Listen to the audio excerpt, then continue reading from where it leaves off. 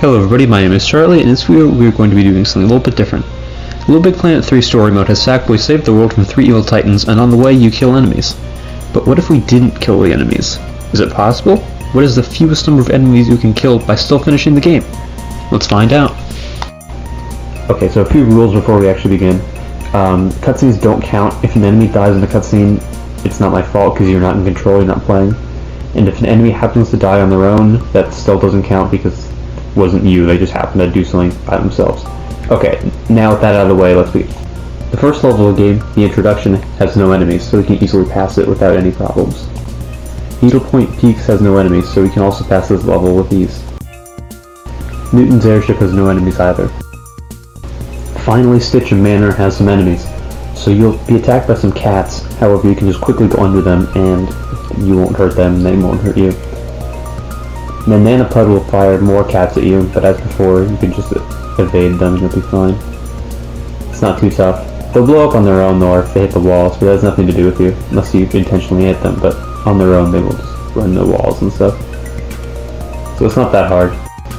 Okay, so Tin Pot Towers, we actually have our first roadblock here. This is the first boss level in the game, but it's kind of weird. It's up for interpretation if this actually counts as a kill, because it's a robot. But robots in the Little Big Planet series have been shown to kind of actually have personalities and be alive. However, this one appears to be controlled by Nanapud, implying that it is not sentient. So this one, it's up for interpretation if you actually consider this one a kill or not. Not to mention that the way it actually gets hurt is by slamming its hand against the hot wall. I don't know, it's up to you. I don't want to anger people, so I will be counting this as a kill, but it's really up to you if you do. Shake, rattle, and roll, you can beat it without worrying because there are no enemies in it. In Deep Space Drive-In, at first I thought we hit a massive roadblock. However, you can just go under these guys, and their properties are really weird because they just fly in the sky if you just run into them or use the Pumpinator. Either way, you can easily pass them without killing them. However, there is another issue in this level. Later in the level, you'll find this thing that you can bring. It's the little sponge. Using the Pumpinator, you can push it up here, and then you'll be able to climb on it using the gravity. However, I think I died here, so you can get on top of it using that, and then you can use the Pumpinator in order to push yourself up. But yeah, I died and messed up. But if you do it right, you can actually jump over that guy, and you can jump over the next guy too.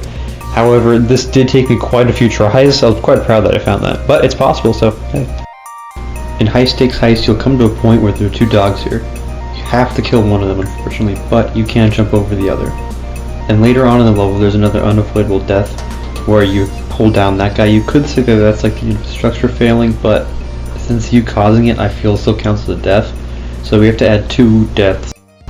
In Crumbling Crypts, there's no enemies to deal with. Onto Lights, Camera, and Traction, we come to another problem. As you can see here, we do hit the boss, however it doesn't kill him. But when you do finish the boss, it does kill him. Unfortunately, we will have to add this to our count, as this is an unskippable level and counts as a death, a kill for Oddsock. You could debate that it was actually the structure that fell off and killed him, but again, for the sake of this, we are going to count this as a kill. This is our 4th kill so far. In Fury Souls and Hot Coals, there are no enemies to kill. On Flip Flop Folios, which I did not remember the name of this level at all. I don't even know what a folio is. But there are 2 enemies here. You can avoid one of them, but you do have to kill one of them as far as I know. Also, while testing, I somehow killed this guy like that. I don't know how that happened. Later on, there's another enemy that may be slightly tough to avoid, but it's very avoidable. Okay, so up here is another enemy that looks unskippable. I tried a lot of stuff. It finally is beatable, but it might not be in the way that you think.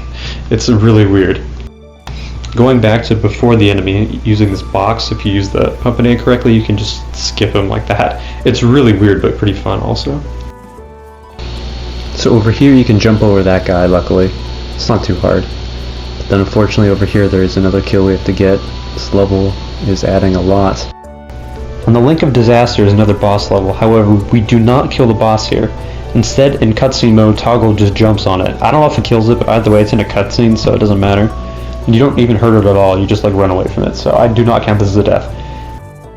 On to Bunkum Lagoon. Shockingly, the first tower level, I don't know what the heck it's called.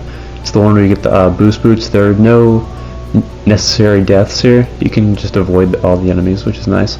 Belly of the Beast, same thing. No necessary deaths, just you can avoid the enemies pretty easily, so nothing to worry about. Cloud Caravan, I was shocked to learn that there's no necessary kills here.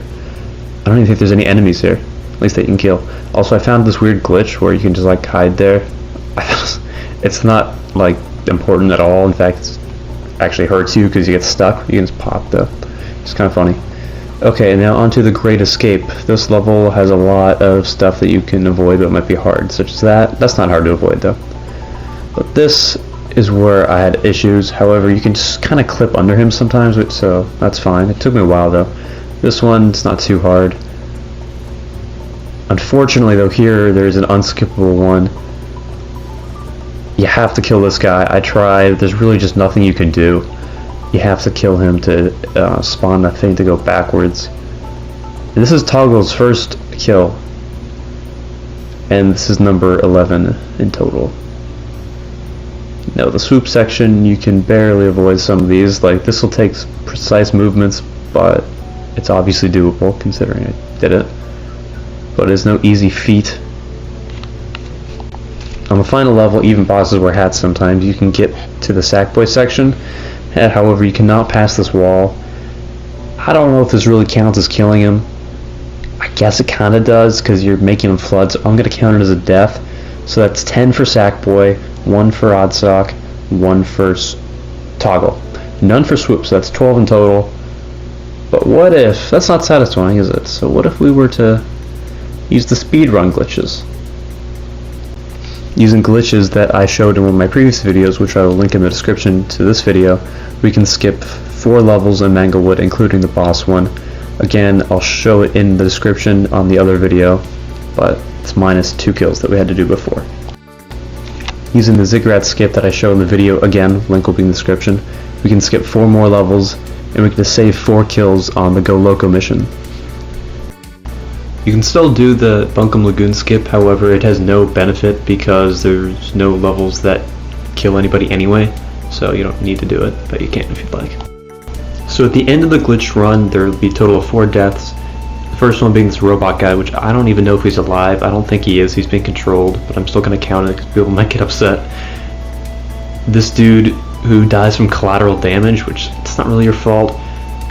So you can just take these with a grain of salt if you want. This guy, which you have to kill, and that one's like, yeah, you definitely kill that guy. And lastly, you kind of kill this Titan. It's kind of hard to say, but I'm gonna put it. However, we're not done. So lastly, we're gonna do a modded playthrough. You can get this on a community level. It might get you banned if you use it online, so I would recommend not doing it online.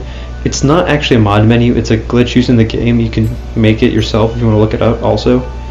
So it's not like hacking or anything like that. But using this you can get out of bounds or spawn objects. Again, don't use it online, you could get banned. But if you just search up the level you can do it or make it yourself. So what this does is allows us to place the end scoreboard, meaning minus 2 more kills. The first one being Tin Pot Towers. We don't have to kill the big robot guy because again we can spawn in the end, so we don't need to kill him. Again, take this entire section with a grain of salt because that's, yeah, clearly not intended. You can also skip the even bosses wear hats sometimes one. So this leaves us with 2 kills, oddly enough both with not Sackboy. The Oddsock first boss fight, and the other being this stupid robot that had, like, nobody cared about this guy, but now he's become iconic in a terrible way for me. Okay, something I realized that I should probably mention. The reason that you can't do the glitch on the Oddsock and Toggle levels is because you need Sackboy to do it. As far as I know, the other characters can't use the power-up and get the glitch, so you have to have Sackboy in the level, thus why these 2 are still unskippable. So I hope you enjoyed this video. I should say that I just finished editing this because I edited this at like 3 completely separate times, like months apart, so I hope everything's fine, but if I sound different or something, that's why. And yeah, so depending on how you look at it, there's a few different numbers what the fewest enemies you can kill in Little Big Planet 3 is. So yeah, let me know if you enjoyed it. Let me know if you want to see something special, and I'll see you guys next time. Goodbye!